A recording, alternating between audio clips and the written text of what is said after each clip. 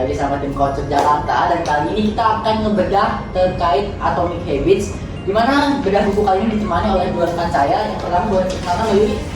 Nama saya Yuri dari Admin Coach Jakarta.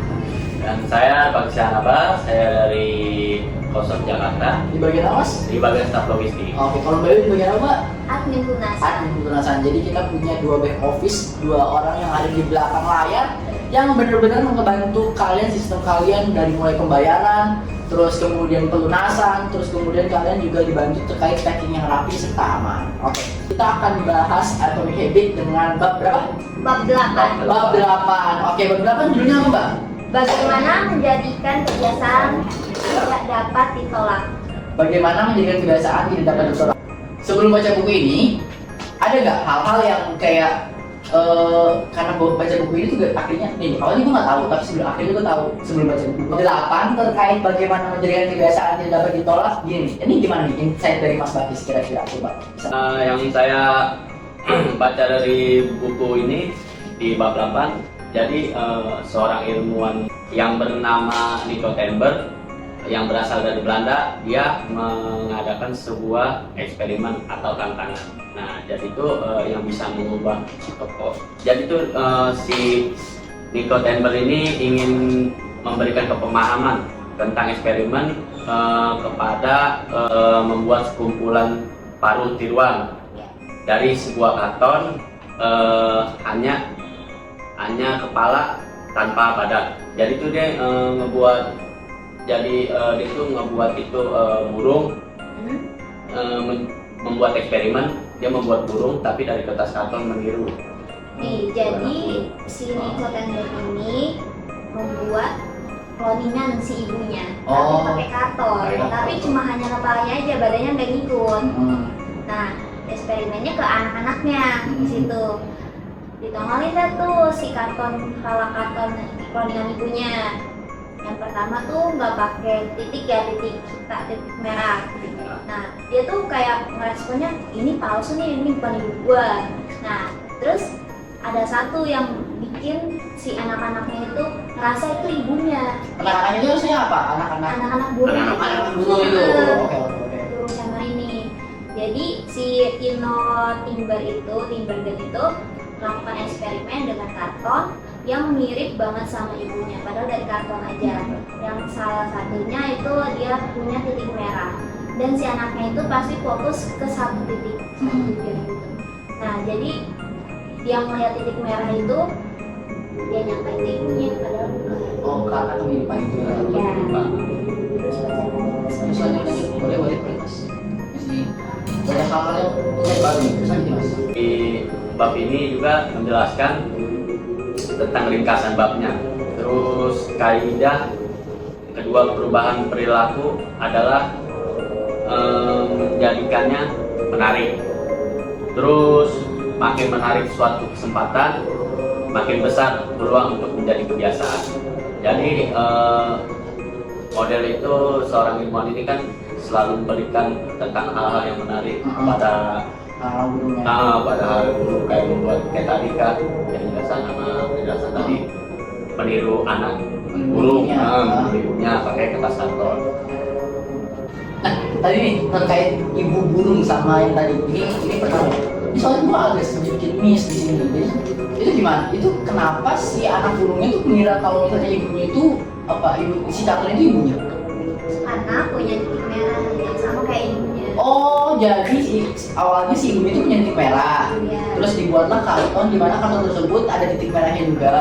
Yang akhirnya bikin si burung ini mengira bahwa ini persis nih sama apa yang gue mau. Iya. Dan akhirnya ya udah ini berarti ibu gua.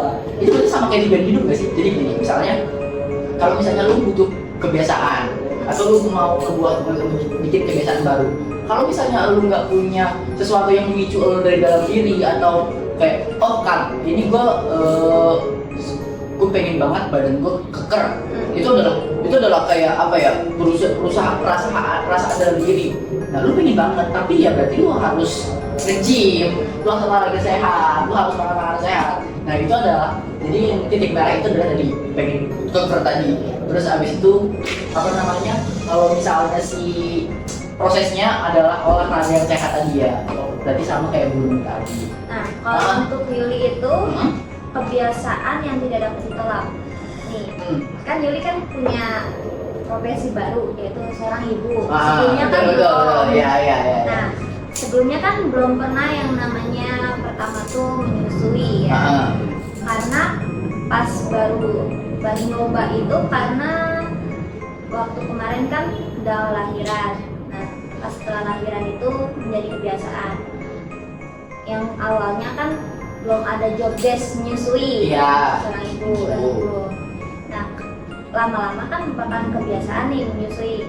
Nah, itu kan gak bakal bisa ditolak. Kalau kita udah jadi ibu, ya harus menyusui kalau emang keluar. Nah, terus kalau misalkan itu ya harus kerjain yang sesuai dengan job desk kita. Kayak contohnya kayak kita di kerjaan kita, job desknya apa? Pelunasan. Ya udah, kebiasaan kita yaitu melunasin sesuatu yang ada di deskripsi kita.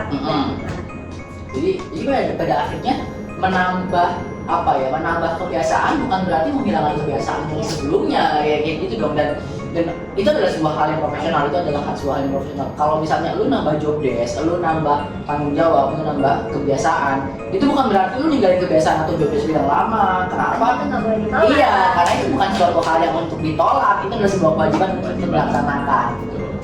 Jadi Mas Bagis nih, kira-kira ada insight baru nggak terkait buku ini? Karena setelah baca buku ini. Kalau dari pribadi saya, kebiasaan nggak bisa dapat ditolak. Untuk saat ini sih perubahan yang nggak bisa ditolak sama saya itu tentang caranya belajar mobil. Belajar mobil menyetir. Jadi selama saya belajar mobil itu. Targetnya apa? Kan kita kalau tadi si anak dulu ini targetnya adalah pengen ketemu ibunya. Kalau tadi sempat saya singgung pengen keker. Kalau belajar mobil targetnya apa? Kalau saya sih targetnya belajar mobil itu biar bisa digunakan antar barang atau bisa juga mengantar keluarga atau mengantar teman. Oke, berarti nanti target Mas Bagis adalah kira-kira nanti Mas Bagis bisa mobil, berarti Mas Bagis bakal jadi driver terus ya? Disuruh terus ya? Biasanya bisa saya tolak usaha ini. Oke. Ganti Pak Imam.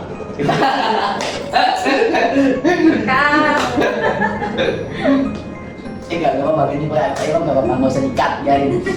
Proses nih, Mas katanya udah bilang mau belajar mobil ya. Proses belajar mobil sama mana Mas?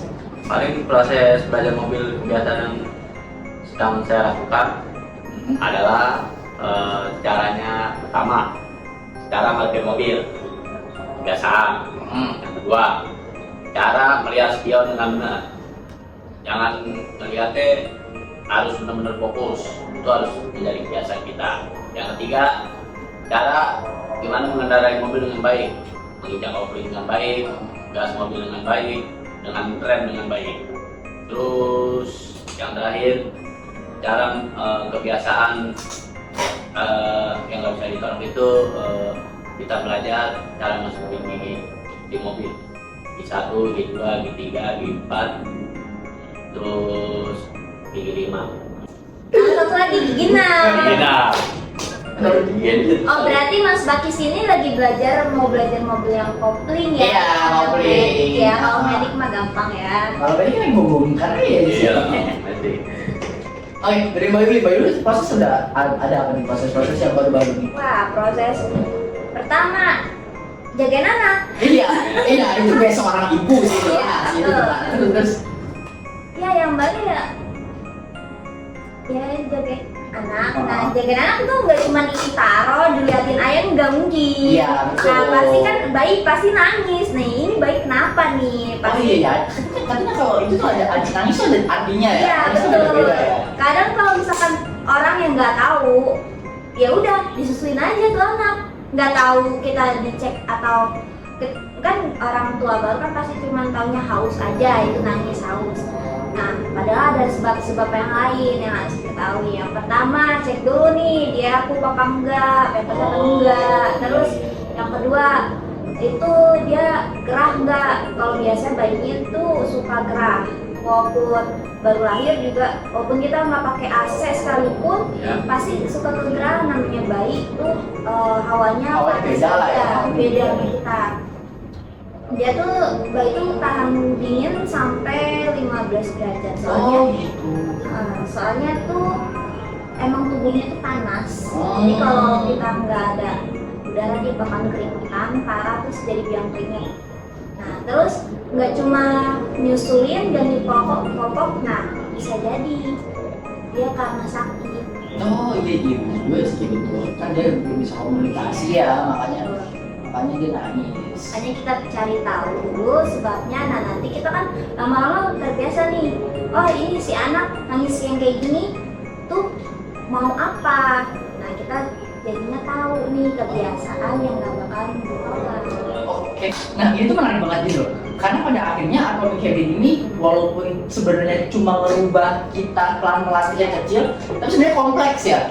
Bahkan sampai ke bagaimana kebiasaan nggak bisa ditolak. Terus tadi sebab sebelumnya juga ada gimana caranya untuk merubah dan membentuk kebiasaan baru. Tadi juga ada di bab 5. Kemudian di bab sebelumnya juga banyak banget hal-hal yang dibahas di buku ini.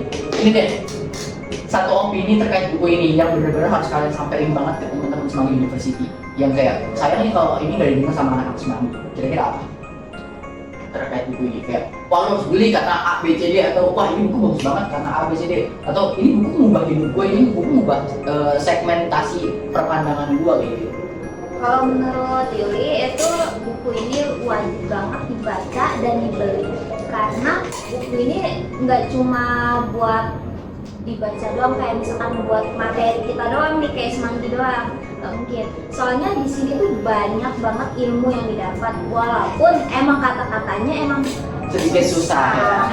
karena kita kalau cuma baca sekelibat aja itu masih belum paham, jadi harus diresapi bener-bener mungkin 2 atau 3 kali bisa mengerti dan bisa menerapin kehidupan kita juga. Kalau untuk Mas Bakis nih, Iya. Kalau saya sih untuk musim ini wajib lah ya. Maksudnya tuh jangan cuma sekedar baca dari ringkasan bab yang saya baca doang, tapi masih banyak juga ringkasan yang lain. Di situ banyak yang bisa kita ambil ilmu dari kata-kata ini. Terus juga nggak cuma kita baca, tapi kita harus praktekkan diri sendiri. Oke, good point banget buat hari ini. Terima kasih Mbak Yuli, terima kasih Mas Bakis atas last opinion-nya. terima kasih juga Mas Adi sudah Oke, dan ini adalah bagian terakhirnya. Kita akan ketemu lagi di minggu depan atau mungkin di April betul. Nah, next time kita akan bahas hal-hal yang jauh lebih kompleks, lebih rumit, terus tapi lebih fun juga tentunya, dan tentunya di Semanggi University. Oke, itu aja dari tim Konsep Jakarta. Silakan Mbak Yuli tambahan. tidak ada Oke, Mas Bagis, cukup dan sampai jumpa ketemu lagi dan dadah.